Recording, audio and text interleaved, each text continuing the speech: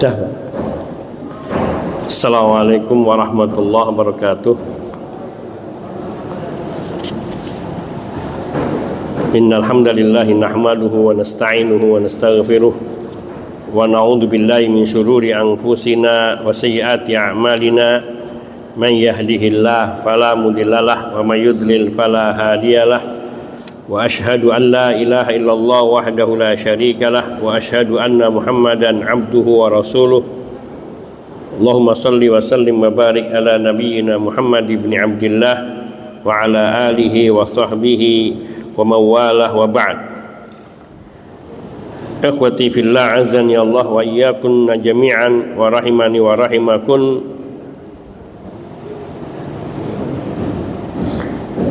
Kita akan membahas lanjutan daripada manasik haji yang fokus pada haji, tapi secara ringkas saya akan membuat alur saja, mengulang sedikit supaya tersambungkan, yakni bahwa sebagaimana yang telah kita maklumi, insyaallah jamaah haji dari Indonesia pada umumnya adalah haji tamattu, yaitu melaksanakan umroh terlebih dahulu di bulan haji, kemudian selesai tahallul, kemudian tinggal di Masjidil Haram sampai tanggal 8 Dzulhijjah. Setelah sampai tanggal Dzulhijjah dan dari mulai selesai tahallul umroh, maka seperti biasa, seperti orang mukim yang di Mekah. Tapi di sana banyak orang yang melakukan, nanti kita sebutkan insyaallah di akhir materi ini, mudah-mudahan cukup, bid'ah-bid'ah yang sering terjadi di dalam ibadah umroh, ibadah haji, kemudian nanti di tawaf, di sa'i, dilempar jumroh, dan juga kekeliruan-kekeliruan yang terjadi, dan juga kalau mencukupi nanti di yakni bid'ah yang terjadi pada ziarah di Masjid Nabawi. Nah, pada tanggal 8 Dzulhijjah, alurnya itu tanggal haji itu alurnya tanggal 8, 9, 10. Ini pokok haji. Kemudian masuk ke wajib-wajib haji, yaitu 11, 12 sampai 13, kemudian haji tawaf wada. Tawaf wada. Ada yang boleh mengambil sampai tanggal 12, yaitu nafar awal, melempar jumrohnya. Untuk jumroh ula, wusta, dan aqobah hanya tanggal 11 dan 12. Itu namanya nafar awal. Kalau yang dia mau melempar sampai tanggal 13, maka itu namanya nafar tsani, yaitu melemparnya tanggal 11, 12, dan 13 jumroh ula, wusta, dan aqobah. Ula, wusta, dan aqobah sampai tanggal 13. Setelah itu maka rangkaian ibadah haji selesai, tinggal satu, yaitu haji wada sebelum meninggalkan kota Makkah, baik pulang langsung ke tanah air atau yang menuju ke Madinah bagi yang kloter kedua. Kloter pertama Madinah dulu, baru kemudian ke Mekah untuk umroh dan haji, kemudian pulang ke tanah air. Yang kloter dua, dia datangnya Jeddah ke Madinah, Jeddah ke Mekah, menunaikan ibadah haji dulu, umroh dulu.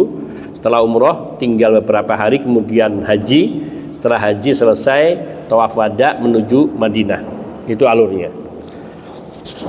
Kemudian ringkasan dari amalan haji tamattu setelah masuki tanggal 8, tapi saya katakan bahwa jamaah yang mau masuk ke Mina tanggal 8 harus sudah masuk atau harus sudah siap-siap pada tanggal 7 maghrib, biasanya seperti itu. Jadi malam tanggal 8, ini aturan yang baru, rata-rata seperti itu. Karena tanggal 8 jalan ditutup, kecuali orang yang mau jalan kaki. Orang yang mau jalan kaki. Tapi tidak mengapa memasuki tanggal 7, karena itu sudah masuk bulan haji, seseorang sudah bisa memakai kain ihram dan kemudian untuk berangkat tolak menuju Mina. Dan itu kalau misalnya mau masuk tanggal 8 untuk melaksanakan tanazul istilahnya, memisahkan dari rombongan umumnya, yaitu masuk ke Mina tanggal 8, yaitu maksudnya tanggal malam 8, itu nanti dikoordinir sama maktab, sama syekh di maktab, sehingga nanti disediakan bis untuk bisa berangkat ke Mina pada tanggal 7 malam. Maka seperti yang sudah diterangkan Ustaz Ridwan, yaitu mandi, kemudian berminyak wangi, memakai kain ihram, lalu bertalbiyah labbaik Allahumma hajjan. Setelah itu mengikuti ucapan Nabi, Allahumma sah tadi, ini cuma sunnah tapi lebih bagus, Allahumma hadhihi hajjatun la riya'a fiha wala sum'ah. Kemudian membaca talbiyah labbaik Allahumma labbaik labbaik la syarika laka labbaik innal hamda wan ni'mata laka wal mulk la syarika lak, dalam keadaan sudah berihram dan berlaku semua larangan-larangan ihram. Kemudian berada di Mina 5 waktu. Kalau masuknya tanggal 7 malam 8, berarti mulai maghrib dan isya sudah di jamak di hotel, di qashar, tidak apa-apa. Kemudian masuk ke Mina, istirahat, bangun sholat subuh, biasa sholat selama di Mina 5 waktu di waktunya masing-masing dengan mengqashar sholat duhur, asar dan isyaknya. Kemudian tanggal 8, setelah itu tanggal 9 pagi waktu duha, habis selesai sholat subuh atau waktu duha, nanti jalan menuju Arafah. Sebagaimana telah diterangkan di Arafah, mulai wukufnya dari mulai tergelincirnya matahari sampai dengan terbenamnya matahari. Di situ melaksanakan sholat duhur dan asar di jamak qashar takdim. Kemudian tinggal di situ berdoa untuk kemaslahatan diri sendiri, keluarga dan umat, termasuk mohon doakan negeri ini untuk mendapatkan pemimpin yang solehah. Artinya siapapun nanti yang terpilih, doakan menjadi seorang pemimpin yang soleh. Maka doanya kaum muslimin sangat bermanfaat. Masuk waktu maghrib, nanti keluar menuju ke Muzdalifah. Sholat maghrib dan isya dilakukan di Muzdalifah dengan dijamak qashar. Bisa takdim tapi sunnahnya takhir, dan umumnya takhir, sehingga artinya jarang yang takdim, hampir tidak ada. Karena meskipun dekat tetapi agak lama karena antri, karena bisnya antri minimal setengah jam. Biasanya keluarnya pun tidak bisa langsung begitu maghrib keluar, tidak, tunggu sampai betul-betul tenggelam, mungkin sekitar setengah jam dari terbenam matahari baru mulai bergerak menuju ke Muzdalifah. Setelah masuk ke Muzdalifah, maka laksanakan ibadah sebaik-baiknya untuk tahajud, baca Quran dengan bertalbiyah, tetap memperbanyak talbiyahnya, labbaik Allahumma labbaik labbaik la syarika laka labbaik innal hamda wan ni'mata lak wal mulk la syarika lak, terusnya sampai, dan terbanyak pula bacaan la ilaha illallah wahdahu la syarikalah lahul mulku wa lahul hamdu wa huwa ala kulli syai'in qadir. Ini yang paling banyak dibaca oleh para nabi ketika di Arafah terutama, dan juga bisa di Mina, di Muzdalifah dan di Mina. Setelah itu bangun pagi, sholat subuh, dan itu lebih baik kalau satu grup itu semuanya, yakni mereka semua menginap, dan kemudian dari ba'da subuh berdoa sampai agak terang tapi belum terbit matahari, kemudian naik bis menuju Mina. Nah, menuju Mina untuk masuki tanggal 10 Dzulhijjah hanya melempar jumroh Aqobah, dan melempar jumroh Aqobah ini tidak ada doa. Setelah melempar langsung beranjak, hanya kembali ke perkemahan. Ini di tanggal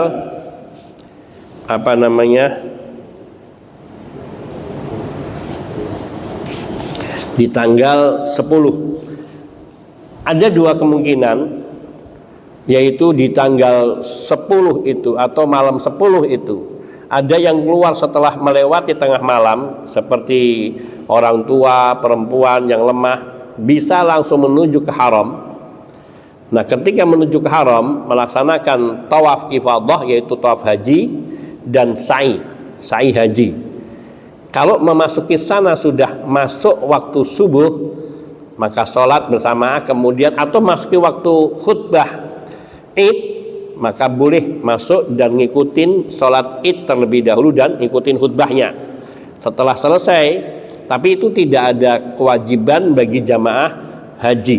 Mereka hanya kalau bertepatan memasuki kota Masjidil Haram dan sedang atau akan dilaksanakan sholat id, maka ikut masuk ke dalamnya dan bisa ikut sholat id bersama mereka sampai selesai. Kemudian baru melaksanakan tawaf ifadah dulu boleh, atau sa'i dulu boleh. Tidak harus tawaf ifadah dan sa'i. Yang utama tawaf ifadah dulu baru sa'i, tapi boleh juga sa'i dulu baru kemudian tawaf. Tata laksana tawaf dan sa'inya persis seperti pada umroh. Cuman tidak lagi pakai iltiba. Tidak pakai iltiba itu yaitu membuka lengan, yang bagi laki-laki tidak membuka lengan bagian kanan. Jadi pakaian ihram tertutup biasa. Boleh sa'i dulu, boleh tawaf dulu. Dan sama pelaksanaannya. Kalau melihat misalnya agak longgar tawafnya atau mau ngurutin tawaf dulu, lebih afdal. Tawaf dulu kemudian sa'i.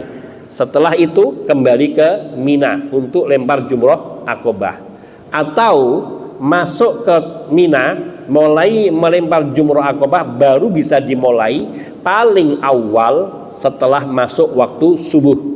Untuk melempar jumroh akobah tanggal 10, waktu paling awal itu setelah masuk fajar. Yang afdalnya waktu duha. Tapi bagi siapa yang dia melempar setelah masuk waktu subuh, sah. Tetapi kebanyakan jamaah yang terjadi kekeliruan, mereka datang dari Muzdalifah melewati jam 12, setengah 1 atau jam 12 atau jam 1, mereka langsung menuju Mina dan melempar jumroh sebelum waktu subuh. Nah, ini tidak betul, tidak sah. Dan itu kalau tidak dibayar, tidak diulang, maka dia harus membayar dam, yaitu menyembelih hewan kambing seperti hewan udhiyah, hewan sembelihan. Biasanya seperti itu, karena ingin cepat, ingin praktis, lari melempar jumroh akobah belum subuh sudah ada di haram, sudah ada di haram. Kemudian ikut sholat id, melaksanakan tawaf sa'i, tapi lempar jumrohnya belum sah. Maka pilihannya kalau mau masuk ke lempar jumroh akobah dulu, masuk dulu tanggal 10 ke Mina, kemudian lempar jumroh akobah tanpa doa. Setelah melempar 7 putaran dalam posisi yang benar, Ka'bah ada di sebelah kiri. Ini ring lemparnya dari tengah, jangan lempar dari ujung, nanti akan banyak desakan dan kena lempar. Tapi kalau agak mepet dan menuju sini, posisi Ka'bah ada di sebelah kiri. Dan ini lempar jumroh, tempat lempar jumroh akobah. Lempar jumroh akobah itu ada yang paling dekat dengan Ka'bah, dan posisinya di sana. Nah, itu posisi Ka'bah di sebelah kiri. Sunahnya seperti itu karena zigzag. Nanti pada tanggal 11, 12 dan 13 melempar jumrohnya jumroh ula, wusta, akobah, di sini Ka'bah, di sini haram. Itu lempar jumrohnya pertama kali di sini. Kemudian doa di sini, lempar jumroh yang kedua di sini, posisinya sudah berbalik. Ka'bah ada di sebelah kanan. Kemudian baru masuk sini doa, setelah itu lempar jumroh akobah yang ketiga di sini, kemudian tanpa doa. Itu tanggal 11, 12 dan 13. Saya ulangi, di tanggal 10 setelah melempar jumroh akobah dalam posisi Ka'bah di sebelah kiri, kemudian setelah 7 lemparan, bismillah, Allahu Akbar, Allahu Akbar, Allahu Akbar, Allahu Akbar 7 kali. Selesai, kemudian keluar kembali ke Mina, atau mau lempar atau mau tawaf ifadah atau sa'i haji sekaligus. Ngikutin sama teman-teman yang barengan, itu lebih mudah.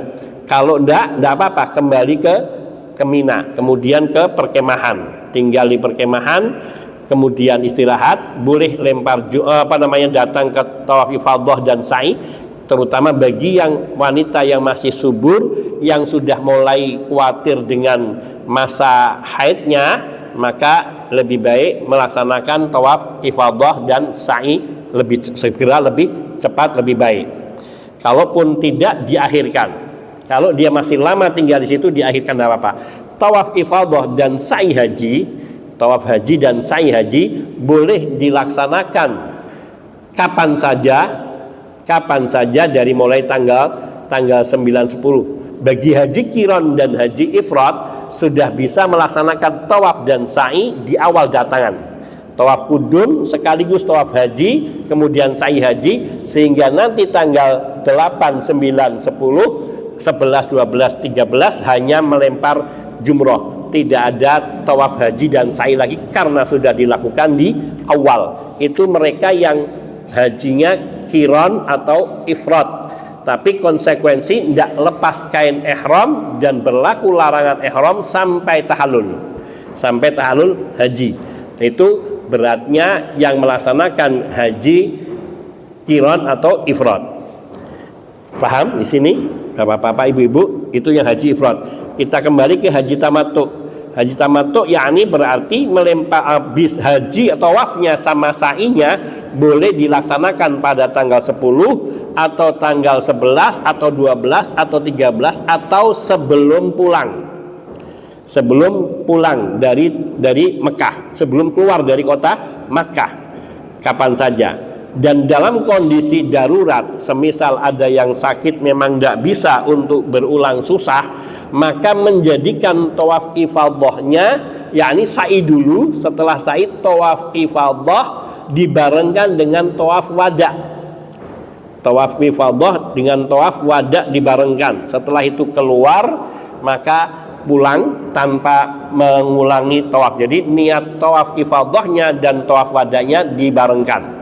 Itu tidak apa-apa bagi keadaan yang misalnya sakit. Tapi bagi yang longgar maka lebih baik dilakukan tawaf ifadah, sa'i, baru nanti tawaf wada belakangan.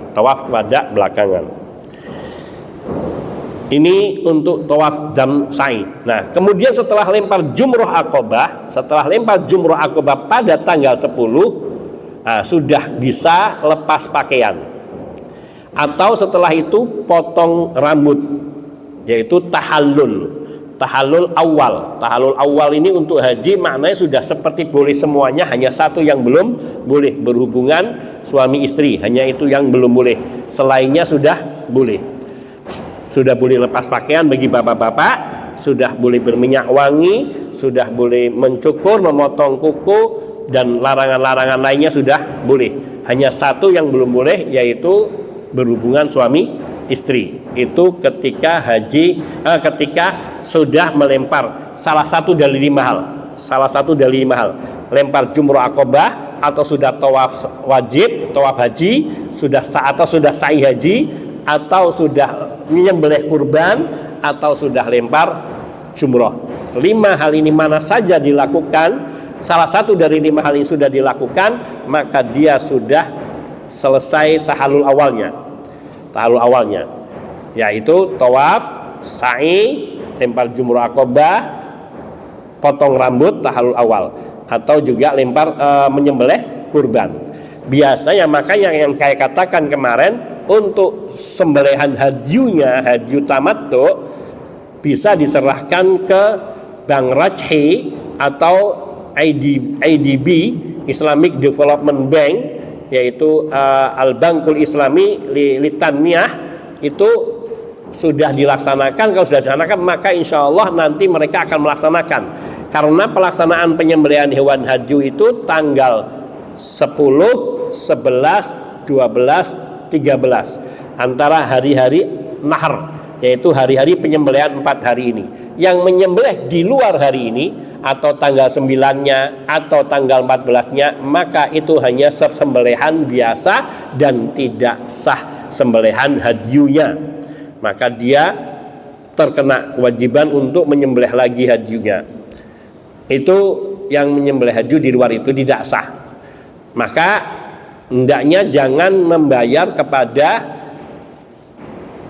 yang belum jaminan. Seperti biasanya pembimbing jamaah haji menawarkan untuk disembelihkan. Nah, itu rawan dilaksanakan sebelum tanggal 9 dan tanggal 10, sebelum tanggal 10 sampai tanggal 13 itu, seringnya itu. Dan itu yang lebih hati-hati. Setelah selesai melempar jumroh akobah, tinggal pilih nanti mau pulang ke Mina ke perkemahan atau disambung dengan yakni tawaf sa'i ifadah. Dan setelah melempar jumrah ula boleh langsung cukur juga. Jumrah akobah boleh langsung cukur. Nyukurnya bagi laki-laki dipelontos gundul bersih, dan bagi perempuan cukup mencukur seperti pada umroh tadi, menggenggam bagian akhir diambil seruas jari. Diambil seruas jari saja. Itu yang dipotongkan. Dan tidak harus dilaksanakan di tempat lempar jumroh, yaitu cari, kalau misalnya perempuan nanti tunggu pulang sampai di perkemahan baru kemudian di perkemahan dipotongkan, atau boleh sesudahnya, nggak masalah. Laki-laki juga, pokoknya apabila salah satu dari 5 hal ini sudah dikerjakan, dia sudah tahallul awal, sudah boleh cukur dan sebagainya. Kemudian setelah kembali, misal sudah dilangsungkan setelah melempar jumrah akobah, kemudian tawaf ifadah, tawaf sa'i haji sudah selesai, kembali ke Mina. Selama di Mina dari sejak tanggal 10, 11, 12 untuk nafar awal.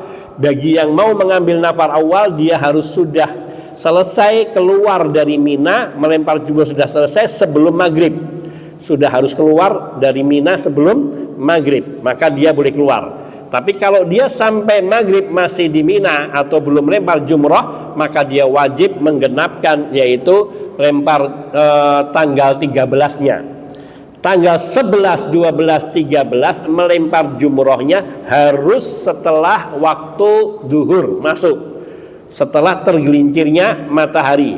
Nanti di jamaah haji Indonesia bahkan nanti diprovokasi untuk melempar jumrohnya di waktu duha dengan alasan menghindari kepadatan, dan itu berlaku dari dulu yang dijadikan sasaran jamaah Indonesia. Tapi hal itu nggak usah diturutin, abaikan, karena konsekuensinya tidak sah lempar jumrohnya. Kita sudah tanyakan beberapa syekh di sana, nggak ada yang mengatakan, jawaban mereka sama seperti kamu sholat duhur sebelum waktunya, maka tidak sah lempar jumrohnya. Dan itu nanti akan diprovokasi untuk jamaah haji Indonesia dari mulai waktu duha 8, jam 9, 10 sebelum duhur sepi. Kenapa? Karena belum waktunya, dan itu tidak sah lempar jumrohnya.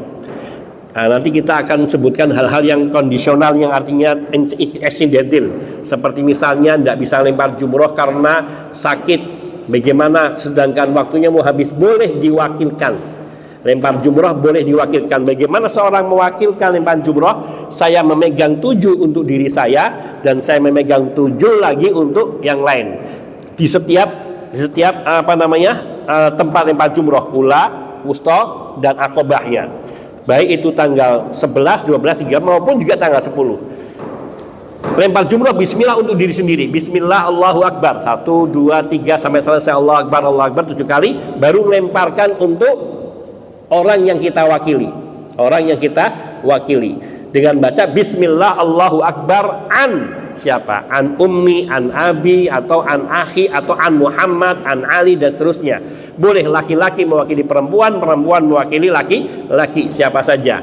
Bismillah Allahu Akbar an fulan, kemudian lempar. Selanjutnya tinggal lempar Allahu Akbar, Allahu Akbar, Allahu Akbar sampai 7 lemparan. Baru bergeser ke tempat yang lempar wusta, jumroh wusta.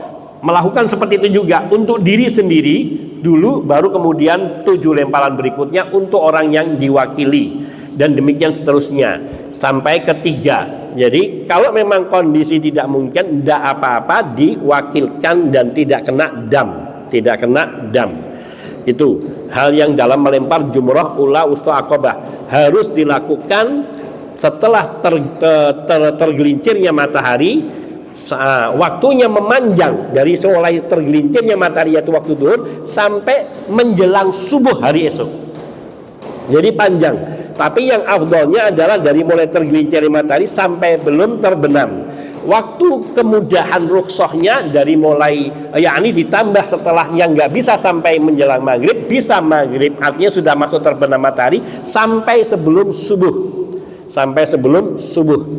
Bila ada seseorang yang dia terlewatkan melempar tanggal 11, terlupakan atau terkondisi tidak bisa, nggak ada yang mewakilkan, kemudian dia melemparnya bisanya tanggal 12, maka dia melempar 2 kali, mengqadha yang terlewatkan dan untuk yang hari itu.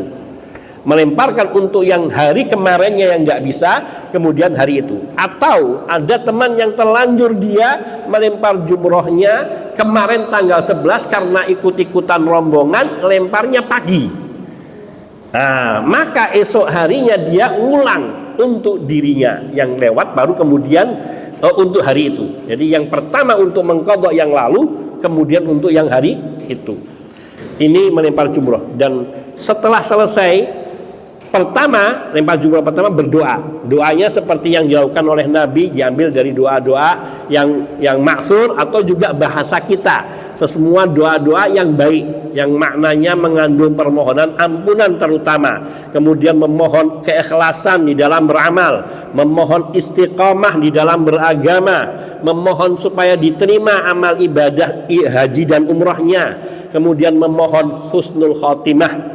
Itu pokok-pokok yang penting. Setelah itu mintalah urusan-urusan dunia dan juga urusan-urusan yang lainnya, baik untuk diri kita sendiri, anak-anak, maupun juga orang lain, maupun juga saudara-saudara, teman dan bangsa ini, negeri ini, semuanya doakan. Itu Nabi berdoa seperti membaca surat Al-Baqarah perumpamaannya. Maknanya beliau berdoa sangat lama setelah melempar jumroh ula, melempar jumroh usta. Dua tempat ini, setelah dua tempat ini beliau doanya lama. Tidak ada bacaan khusus, tidak ada bacaan khusus. Setelah itu yang ketiga, setelah lempar jumroh yang 3 tidak ada doa, langsung keluar, pulang kembali ke perkemahan tanggal 11. Baru kemudian tanggal 12, baru tanggal 13. Selesai ini, kalau sudah cukur rambut, sudah tawaf ifadah, tawaf sa'i, sudah lempar jumroh ula, wusta dan aqobah selesai, maka rangkaian ibadah haji semua selesai. Tinggal satu, kalau penyembelihan sudah kita wakilkan kepada jazariyah, yakni bagian penyembelihan, yaitu dari pihak bank, rajhi ataupun IDB ataupun orang yang bisa kita percaya untuk membelikan dan menyembelihkan hewan haji kita pada tanggal 10 atau 11, 12 atau 13. Jadi tidak ada masalah. Dan boleh menyaksikan itu lebih baik, tapi kalau tidak mungkin kan tidak mengapa, sudah mewakilkan. Terutama yang menyembelihnya Bang Rajhi, mau minta menyaksikan bisa. Saya nanti minta saksikan akan disembelih tanggal berapa. Nanti diutus satu mewakili dari yang 40 satu rombongannya. Boleh, nanti akan disembelih tanggal sekian untuk rombongan ini, bisa. Kalau enggak apa-apa, karena insya Allah mereka sudah diawasi oleh para ulama dan mahasiswa-mahasiswa yang di jurusan syariah yang ditugaskan untuk terlibat di dalam penyembelihan hewan hadyu melalui Bang Rajhi terutama. Nah, selesai. Maka setelah itu tinggal melaksanakan ibadah-ibadah lainnya sambil menunggu hari kepulangan. Sebelum pulang melaksanakan tawaf wada. Dan tawaf wada adalah yakni terakhir kali kita dilaksanakan, terakhir kali kita berada di Masjidil Haram. Kalau orang sudah tawaf wada kemudian masuk lagi ke Masjidil Haram di waktu sholat berikutnya misalnya, maka tawaf wadanya batal. Dan tawaf wada di dalam haji hukumnya wajib, bukan rukun tapi wajib. Artinya bila ditinggalkan kita kena hukum dam, menyembelih kambing satu. Ini rangkaian ibadah haji sampai di sini selesai. Ada pertanyaan? Ya.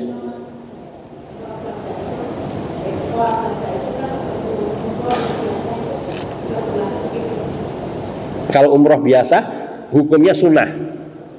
Ya, kalau umroh biasa sunnah. Tapi kalau umroh kita di haji karena kita masih di Masjidil Haram, maka tidak ada tawaf.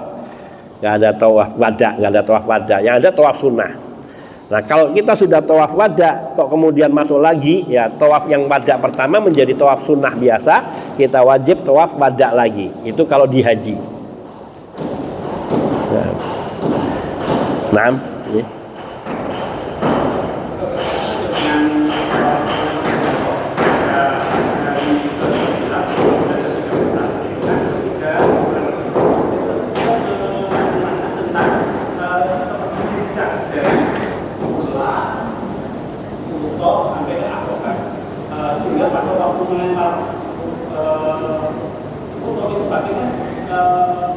Posisi Ka'bah di kanan.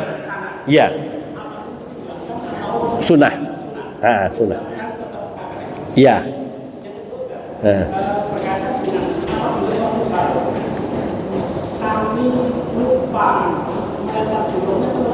Oh, enggak apa-apa. Jadi kalau seandainya bimbang, ini sudah 5 atau 6, ambil 5.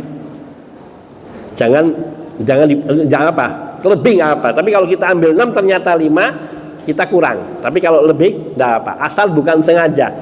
Lemparnya 9. Nah, ini nggak boleh. Itu bid'ah. Tapi kalau orang nggak sengaja kok ngelemparnya lebih, enggak apa-apa. Tayyib nggih.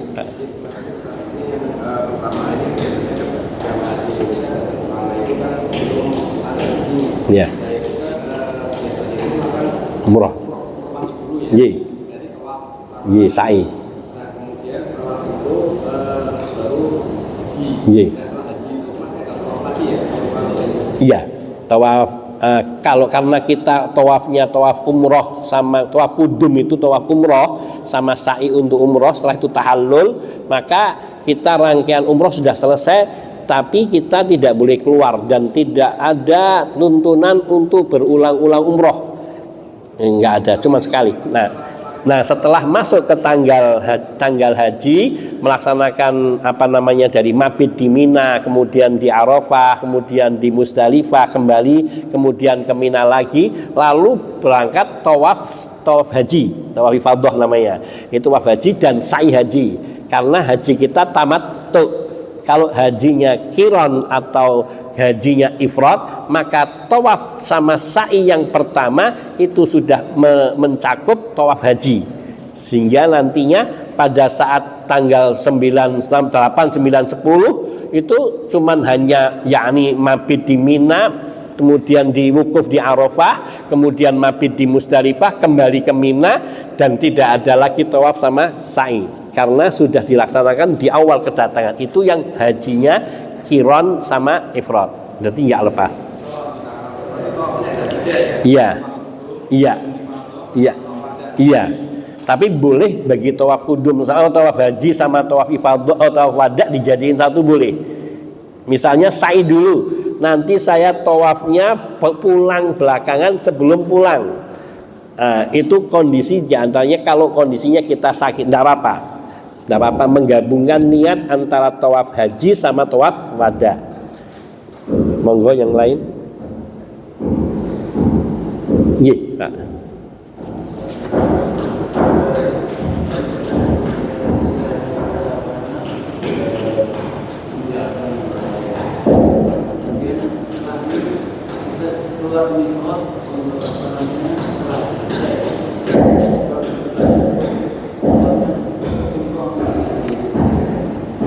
Nah tadi bahwa yang mengikuti sunnah umroh itu di dalam rangkaian haji, umroh haji itu sekali. Jadi setelah kita selesai umroh pertama, tidak dianjurkan dan bahkan tidak ada perintah keluar dari tanah suci Mekah, baik itu ke Ji'rana, ke Tan'im atau ke Hudaybiyah atau ke Taif, untuk mengambil mikot kemudian balik umroh lagi. Jadi maknanya pengulangan umroh itu meskipun masih lama, karena misal kita datang masih Dzulqa'dah, tanggal 5 Dzulqa'dah sudah masuk ke Mekah, sudah menyelesaikan umroh wajib, maka kalau kita keluar, ibaratnya umroh pertama kita itu umroh sunnah atau umroh wajib yang tidak termasuk bagian rangkaian haji, sehingga kita harus memperbaharui umroh baru lagi untuk meniatkan haji tamattu. Terus seperti itu, dan itu tidak ada. Makanya perkataan para ulama bahwa umroh dalam haji itu cuma sekali. Kebolehan Aisyah, karena Aisyah radhiyallahu taala anha beliau belum melakukan umroh secara mandiri, artinya terpisah dari haji oleh sebab terhalang dengan haid. Maka beliau akhirnya melaksanakannya haji, ada yang mengatakan haji qiran, yaitu meniatkan haji dan umroh dalam satu niat, yaitu ketika datang beliau nggak bisa tawaf karena dalam keadaan haid, sehingga beliau melakukan semua yang dilakukan oleh orang haji, yaitu sa'i. Setelah itu beliau tinggal di Mekah sampai suci, kemudian datang apa musim haji, meskipun musim haji belum suci, beliau misalnya masuk tanggal 8 ke Mina dulu dalam keadaan haid, tanggal 9-nya ke Arafah, tanggal 9 ke Arafah, kemudian tanggal 10-nya ke malam 10, malam tanggal 10 ke Musdalifah, kemudian sampai Musdalifah sampai tanggal 10 pagi ke Mina lempar jumrah ula, kemudian Aqabah, kemudian terus melempar jumrah ula usta Aqabah tanggal 11, 12 atau sampai tanggal 13. Kok kemudian baru suci, baru kemudian tawaf ifadah. Jadi baru selesai rangkaiannya. Baru selesai. Tapi memotong rambutnya sudah boleh kalau sudah melaksanakan salah satu dari 5 rangkaian ini. Yang yakni setelah lewat tanggal 10 maksudnya. Yang setelah tanggal 10 lempar jumrah Aqabah, maka sudah boleh mencukur rambutnya dan sudah boleh tahallul. Itu. Jadi kalau umrohnya ulangannya nggak ada. Dan itu yang lebih baik. Meskipun ada pendapat yang membolehkan karena memegangi Aisyah tadi. Nah, perkataan ulama yang mengatakan bahwa izinnya umroh untuk Aisyah khusus diberikan Nabi, khusus untuk Aisyah radhiyallahu taala dan tidak diberikan kepada yang lainnya. Karena Abdurrahman bin Abi Bakar, saudara dari Aisyah sendiri, hanya menemani dan tidak ikut umroh. Iya, enggak.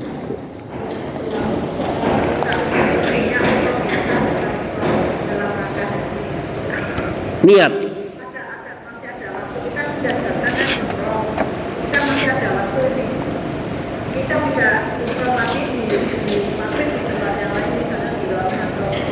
Ya tadi bahwa pendapat yang lebih kuat tidak ada pengulangan umroh atau umroh berulang-ulang sejak dari kita niat haji. Jadi kalau kita niatnya haji, iya, ketika kita datang itu umrohnya umroh haji. Makanya niatnya labbaik Allahumma umrotan mutamatti'an ilal haji. Ya Allah, hamba datang memenuhi panggilanmu untuk melaksanakan ibadah umroh disambung dengan pelaksanaan ibadah haji. Maka sejak di itu orang selesai menunaikan tawaf kudum, yaitu tawaf umroh dan sa'inya, tahallul, dia nggak boleh keluar dari nggak boleh keluar dari tanah suci Mekah. Tidak harus tanah suci Mekah, termasuk ke Tan'im, ke Ji'ronah atau ke Taif, itu nggak boleh, atau ke Hudaybiyah nggak boleh.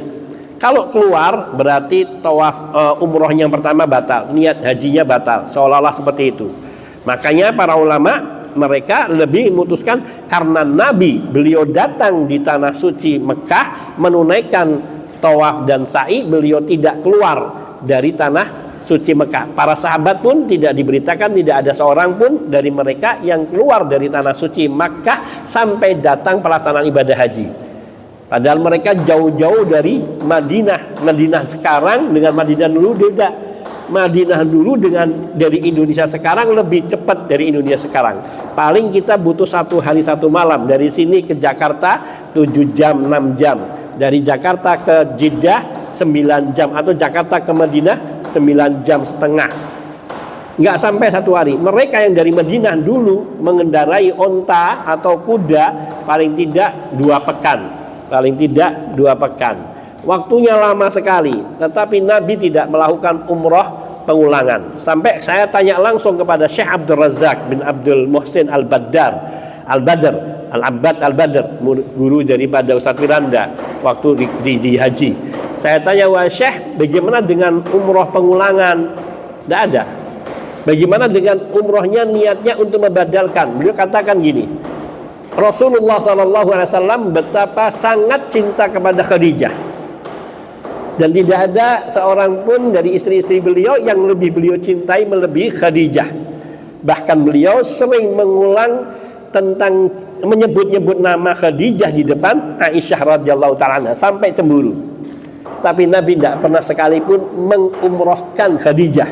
Dan Khadijah meninggal dunia sebelum melaksanaan atau adanya haji. Dan masih awal, artinya tidak pernah Nabi mengumrohkan Khadijah ataupun menghajikan. Kata beliau, doakan orang-orang yang ada di keluargamu yang kamu ingin doakan di tempat-tempat mustajab, di saat sedang tawaf sunnah maka doakan mereka, perbanyak tawaf sunnah sambil mendoakan mereka. Wah, itu lebih baik dan lebih jelas dalilnya dibandingkan coba-coba dengan suatu amalan yang tidak ada dasarnya. Jadi cukup sekali. Adapun permintaan Aisyah, karena itu khusus, secara khusus beliau, istri-istri Nabi yang lain mereka bisa melaksanakan tawaf haji tamattu, sedangkan Aisyah radhiyallahu taala tidak bisa. Maka beliau setelah selesai haji minta izin kepada Nabi, dan Nabi mengizinkan dengan menyuruh Abdurrahman bin Abi Bakar, saudara Aisyah radhiyallahu taala, untuk menemani Aisyah menjadi mahramnya melaksanakan umroh secara terpisah. Tapi beliau sendiri, Abdurrahman sendiri, tidak melaksanakan umroh. Kalau seandainya melaksanakan umroh pengulangan baik, tentu Abdurrahman bin Abi Bakar akan ikut melaksanakan umroh, wong nemenin Aisyah radhiyallahu ta'ala, tapi tidak dilakukan. Jadi maknanya cuma cukup sekali umroh, dan itu sudah mencakup, memenuhi kewajiban kita. Tinggal perbanyak sholat di dalam Masjidil Haram dan perbanyak doa untuk orang-orang yang kita cintai. Kadang orang keliru memperbanyak umroh dengan mengatakan saya umroh untuk fulan, umroh untuk fulan. Sebagian ulama membolehkan, tetapi itu adalah ijtihad. Mereka ijtihad berdasarkan dengan amalan Aisyah. Tetapi bahwa ulama-ulama yang mu'tabar, mereka lebih menyukai seandainya waktu itu digunakan untuk sholat berjamaah di Masjidil Haram daripada keluar kemudian mengulangi ibadah umroh ataupun meniatkan umroh yang lainnya. Meskipun meniatkan umroh badal itu, kalau kondisinya bukan pada saat haji, seperti kita keluar umroh di luar bulan haji, maka insya Allah masih boleh. Tetapi kalau di dalam ibadah haji, karena umrohnya itu rangkaian, maka ada sebagian ulama yang membolehkan gini. Kalau dia umrohnya hajinya tamattu, umroh kemudian selesai umroh tinggal di Masjidil Haram sampai pelaksanaan ibadah haji selesai, pelana ibadah haji selesai, dia tawaf wada, kemudian dia keluar dari Masjidil Haram, dari tanah suci Haram, kemudian mengambil mikot, kemudian kembali lagi untuk melaksanakan umroh, membadalkan seseorang dari keluarganya misalnya, maka sebagian ulama masih ada yang membolehkan. Tetapi setelah rangkaian ibadah haji itu selesai semua, meskipun yang lebih afdal seperti dikatakan oleh Syekh Abdul Razak tadi, yakni lebih utama kalian doakan mereka. Wallahu ta'ala alam. Kalau kita mau membadalkan, ya boleh membadalkan karena ada dalilnya. Tapi tadi, yakni sebaik-baiknya membadalkan, yakni kita keluar dari rumah untuk berumrah membadalkan, atau berhaji membadalkan orang yang ingin kita badalkan hajinya. Atau kita bisa membiayai seseorang, misalnya mahasiswa-mahasiswa yang terpercaya yang di Madinah atau yang di Makkah, untuk melaksanakan haji untuk membadalkan, tapi syaratnya dia sendiri sudah haji untuk dirinya, baru dia niatkan membadalkan atau membadalkan haji atau membadalkan umroh, dan itu boleh insyaallah ta'ala. Ada yang lain ya?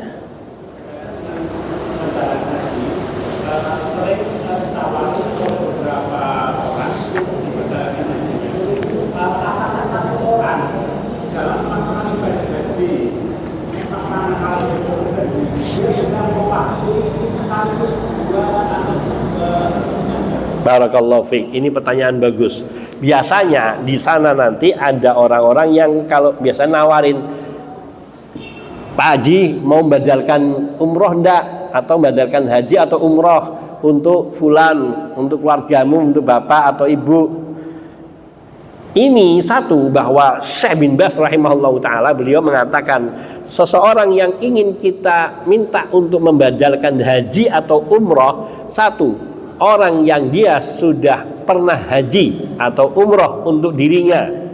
Kedua, dia adalah orang yang amanah, yang betul-betul jujur, dan dia hanya bisa membadalkan untuk satu orang di setiap satu pelaksanaan. Jadi nggak boleh dirapel. Wah, saya sekalian saya kumpulkan 5 orang, saya hajikan niat, sehingga labbaik Allahumma umratan an fulan wa fulan wa fulan wa fulan wa fulan, tidak boleh, tidak sah, malah tidak sah. Hanya boleh untuk satu, labbaik Allahumma umratan an Muhammad misalnya, an Ali misalnya, cuma satu. Ketiga, itu keempat harus orang yang berilmu. Orang yang berilmu artinya dia tahu hukum-hukum haji dan umroh, sehingga ketika dia melaksanakannya sesuai dengan apa yang dituntunkan oleh Rasulullah Shallallahu Alaihi Wasallam. Dan boleh dia mengambil biaya upah lelahnya, satu biaya ongkos perjalanan semuanya, dan mungkin lebih dari upahnya, mungkin rasa capeknya karena pelaksanaan ibadah yang seperti itu. Kalau di sana ada perkataan ulama, yakni bahwa orang yang membadalkan itu dia tidak mendapatkan pahala untuk dirinya, tapi untuk orang yang diniatkannya. Allah Ta'ala. Jadi harus memenuhi 5 syarat tadi. Dia yang sudah pernah haji atau umroh, kemudian dia orang yang amanah, yaitu yang betul-betul bisa menjaga menunaikannya, dia melaksanakan untuk 1 kali ibadah haji, dan untuk 1 orang, maksudnya ibadah 1 orang atau ini, kemudian melaksanakannya sesuai dengan tuntunan berilmu. Dia harus berilmu, punya orang yang punya ilmu dan melaksanakan sesuai dengan tuntunan. Boleh mengambil upah dari pelaksanaan itu. Wallahu ta'ala alam. Ada yang lain? Kalau enggak, saya teruskan ke bid'ah-bid'ah yang sering terjadi di dalam ibadah haji dan umroh. Tadi termasuk di antara hal yang salah sebenarnya, meskipun wukuf mabit di Mina tanggal 8 itu sebagian ulama ada yang menghukumi sunnah, tapi ada juga yang menghukumi wajib. Kalaupun kita mau menghukumi sunnah, maka tidak mengapa tidak masuk ke tanggal 8 Dzulhijjah, tetapi sebenarnya satu kerugian. Kalau Sya'bani menghukumi wajib karena Nabi bersama para sahabat seluruhnya mereka tanggal 8 masuk ke Mina untuk melakukan mabit di tanggal 8 itu. Nah ini apa namanya selama di Mina. Nah, kemudian sunnah amalan-amalan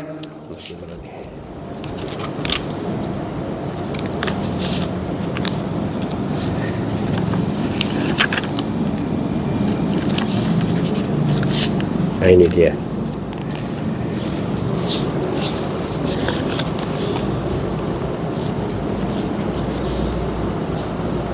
Dan kemudian termasuk hal-hal yang saya ringkas saja karena ini ada amalan banyak-banyak. Sudah tak tandain.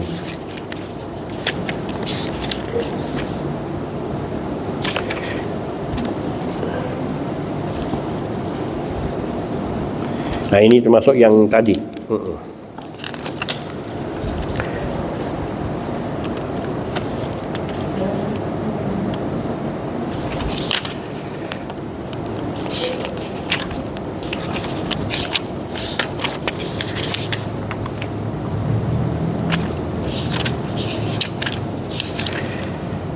Tadi bahwa yang wajib, yang rukun itu adalah Arafah. Tanggal 8-nya itu bisa ada sunnah, bisa ada wajib.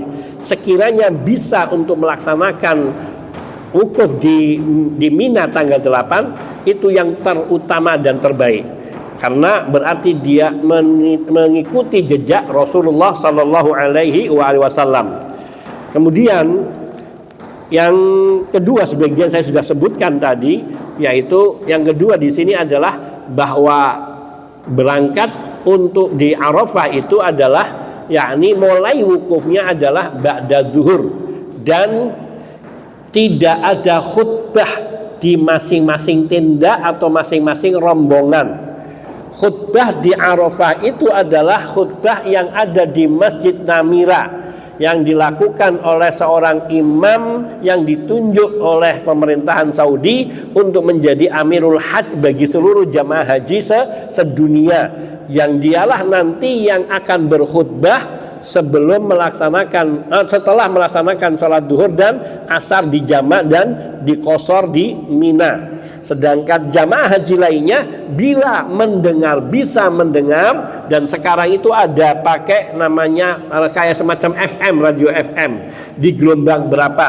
Bahkan di sana sudah ada untuk Indonesia ada penerjemahnya dan masuk ke gelombangnya channelnya sekian. Maka tinggal disetel, maka insya Allah bisa mendengarkan khutbah atau terjemahan dari khutbah Arafah. Jadi imamnya khutbah langsung di sini, yang masuk ke kita yang terjemahannya yaitu dari ustadz-ustadz atau mahasiswa-mahasiswa di sana yang sudah doktoral atau sudah S3. Kemudian mereka yang langsung diberi teksnya dan diterjemahkan, dan mereka menyampaikan bersamaan dengan imam yang ada di Masjid Namira, yang ada di Masjid Arafah. Maka setelah itu baru kemudian berdoa, memohon ampun dan sebagainya.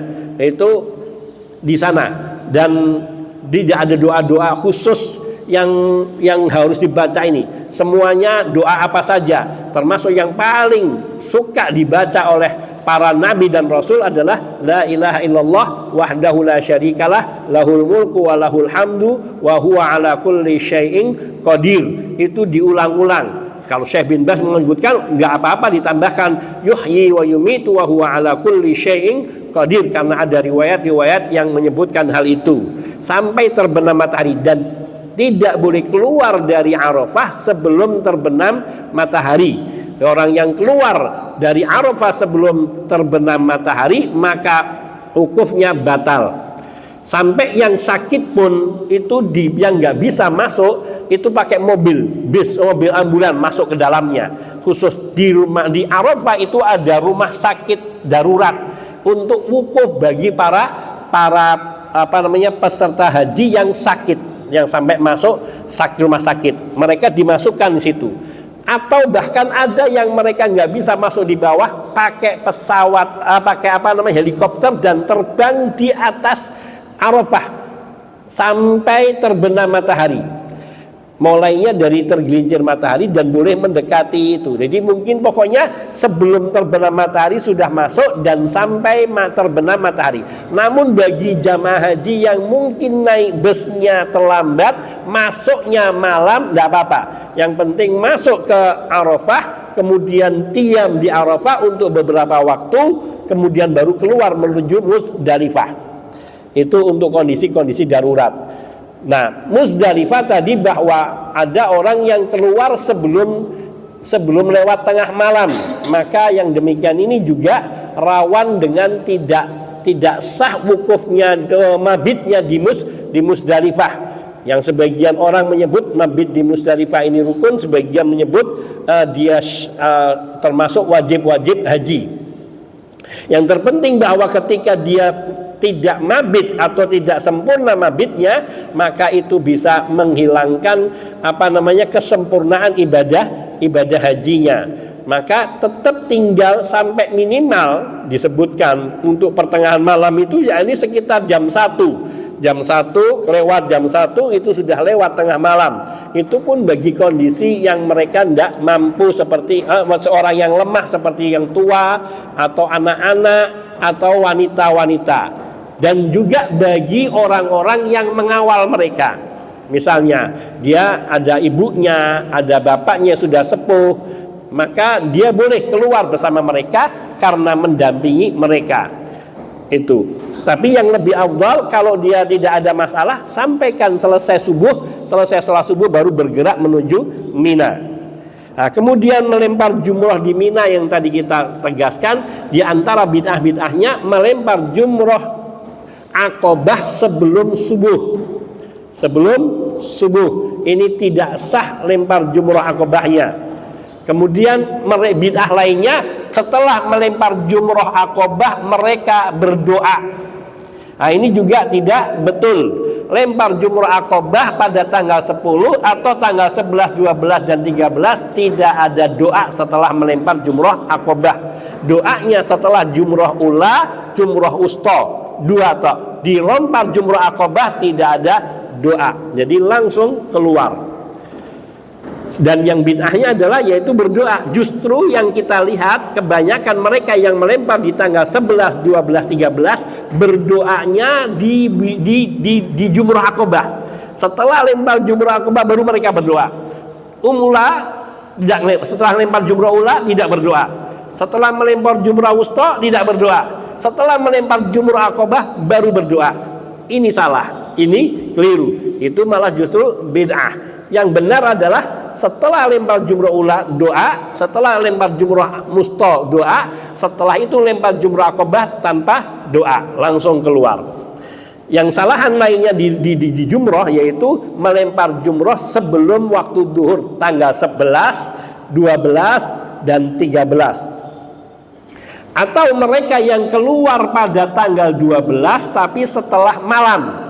Jadi ngelempar jumrohnya malam jam 8, setelah itu keluar.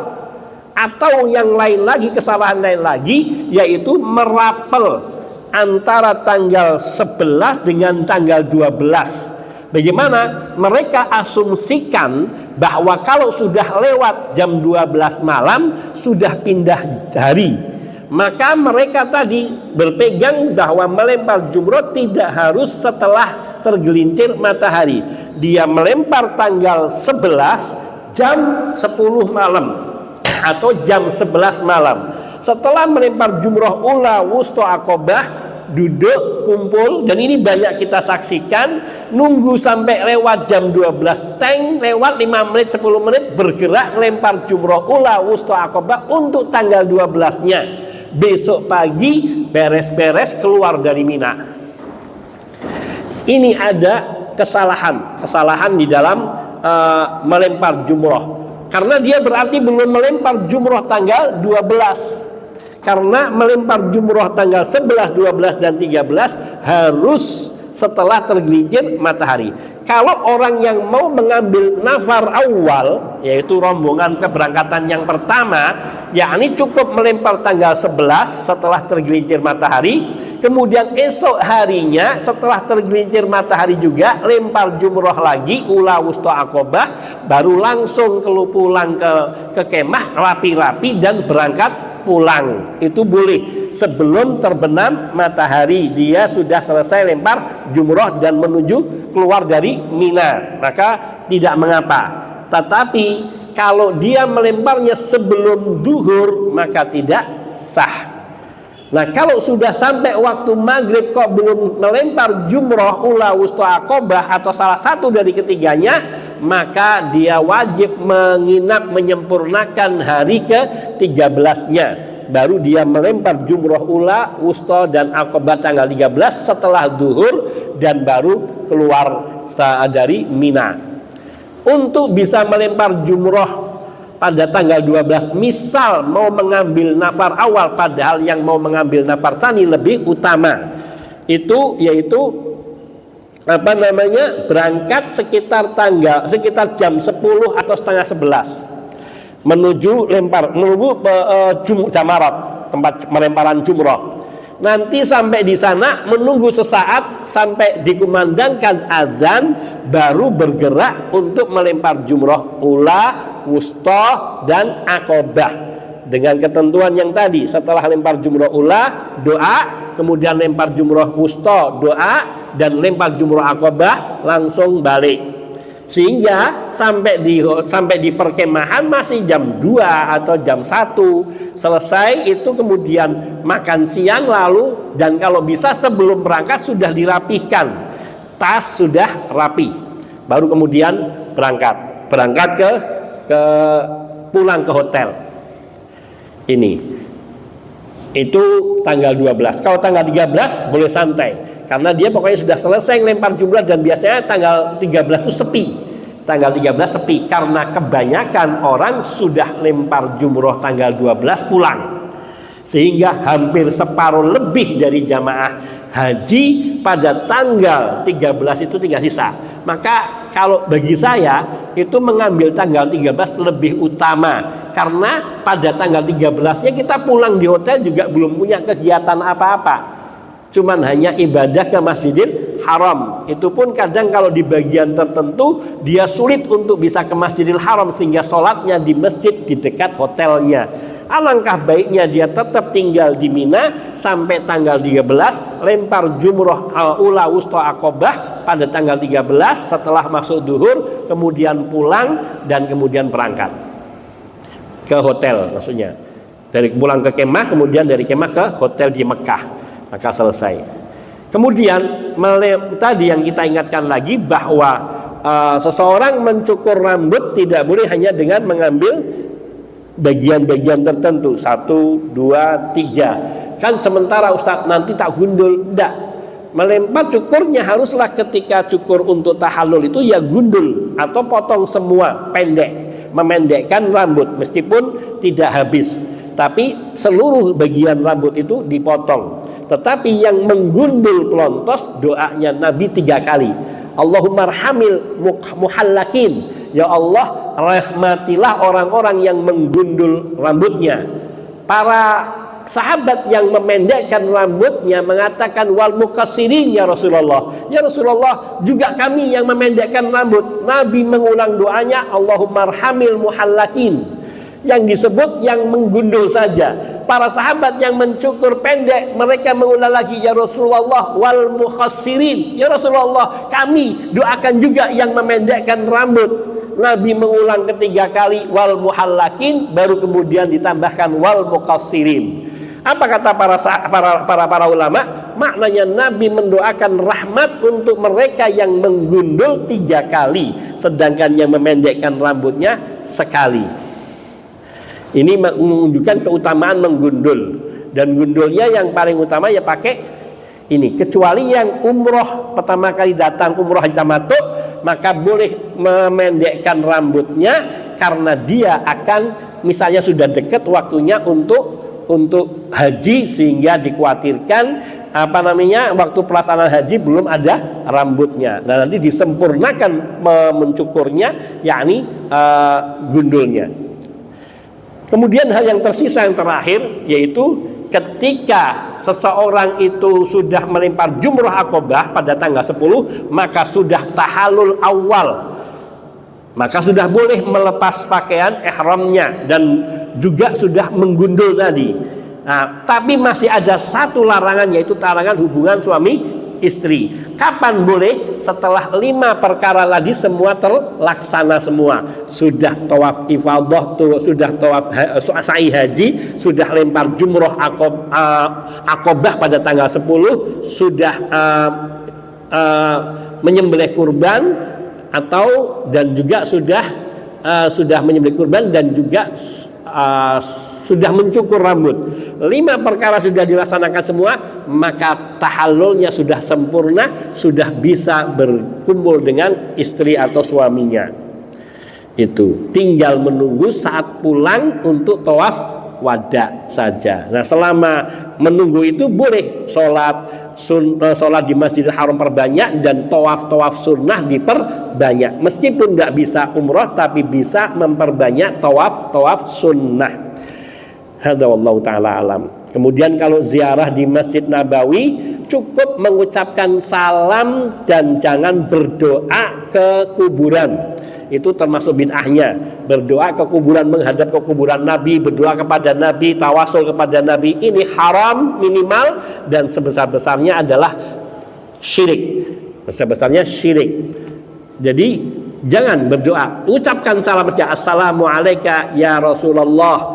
Assalamualaikum ya Rasulullah wa rahmatullah wa barakatuh. Kemudian geser sedikit, Assalamualaikum ya Khalifata Rasulillah wa rahmatullah wa barakatuh. Geser sedikit, Assalamualaikum ya Amirul Mukminin. Boleh nyebut namanya, misalnya Umar bin Khattab radhiyallahu ta'ala wa rahmatullah wa barakatuh. Setelah itu keluar, tidak usah melakukan hal-hal yang aneh. Anaknya Umar sendiri, Abdullah ibnu Umar, kalau baru datang dari luar kota, kemudian masuk Masjid Nabawi setelah selesai sholat tahiyatul masjid, dan kalau sebelum nggak punya hajat lainnya, mampir ke makam Nabi dan makam 2 sahabatnya, termasuk ayahnya di situ, hanya ngucapin salam itu saja. Setelah itu pergi. Tidak ada macam-macam gitu. Tidak ada macam-macam. Kemudian nanti kalau di Raudhah ada kesempatan di Raudhah, berdoa di sana dan sholat di sana. Memperbanyak zikir, doa. Disitulah cara kita bersenang, bermain-main di taman surga yang ada di dunia, yaitu di Raudhah. Kemudian manfaatkan waktu sebaik mungkin di tempat-tempat mustajab untuk perbanyak doa, karena tempat itu adalah tempat yang dekat dikabulkannya doa.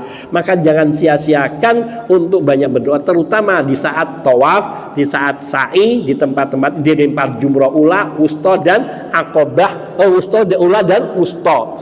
Ya, dengan mengangkat tangan, menengadahkan tangan menghadap ke arah kiblat, dan insya Allah mudah-mudahan pelaksanaan ibadah hajinya mabrur, diterima oleh Allah Subhanahu wa taala. Maka janji Nabi sallallahu alaihi wasallam, laisa al hajjul mabrur laisa lahu jaza illal jannah. Haji yang mabrur tidak ada balasan yang sepadan selain surga.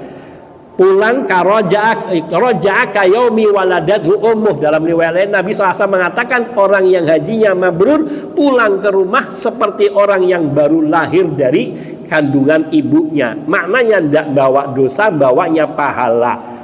Dan setiap rupiah, setiap sen yang dikeluarkan seorang yang beribadah haji atau umrah, maka dia memiliki nilai ibadah yang besar. Maka perbanyaklah ibadah dan sodakoh di saat ibadah haji.